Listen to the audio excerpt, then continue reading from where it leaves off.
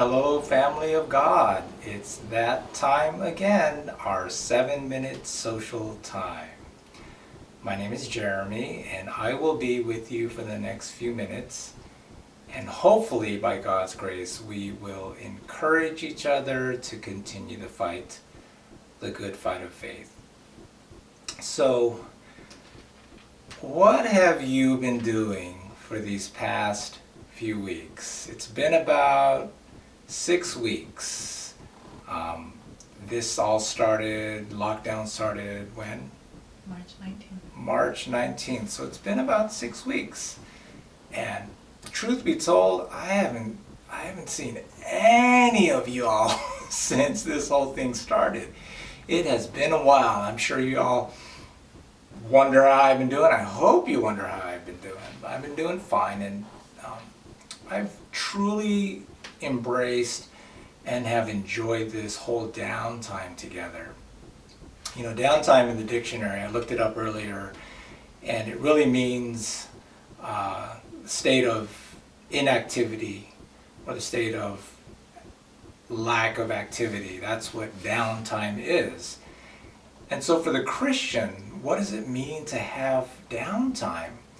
For me, it's been a blessing because I haven't had to go to work.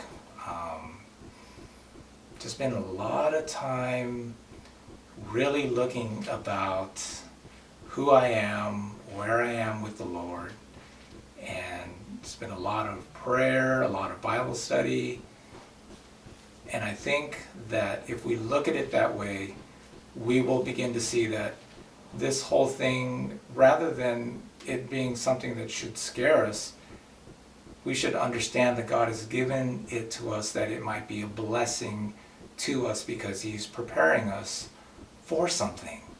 Nothing happens in this world, in this universe, for no reason. God has a purpose for everything. And I've noticed about myself during this time that when I think that I have a lot of things to do, I make excuses when I don't give the proper time to God. But I've realized that when I don't have an excuse, that I should give more time to Him. And I find that it has been a difficult task even now to do that. And I learned something about myself, that God is telling me that there are no excuses for not spending time with Him. So I've made it a point in the mornings to read His Word more than I have, to pray more than I have, and it has been an absolute blessing. So I wanted to look at the life of Moses. So reading in the book of Acts chapter 7, verses 20 through 30, and it outlines the life of Moses. And if you read it carefully, he was 40 years old when he killed the Egyptian and had to run to Midian for his life. And up until that point, Moses was preparing to be the leader of Egypt. And he had trained, he had learned in the schools of the Egyptians, done many great things. But God saw in him that in spite of all that he had learned in this world, he wasn't ready to lead his people. I found that very interesting. What we think we're doing that is so great, really in God's eyes, may or may not be a great thing. So He has to pull us aside that we might sit down, stop, and look at Him so that He can teach us the lessons that He wants to teach us. So I encourage you to look at this time not as something that has been bad for us, but rather something that God has used to teach us more about ourselves. Also, in the life of Moses, when you read Mrs. White's writings in Patriarchs and Prophets, there's a lot of stuff that Moses, talking about Moses, had within him that he had to unlearn.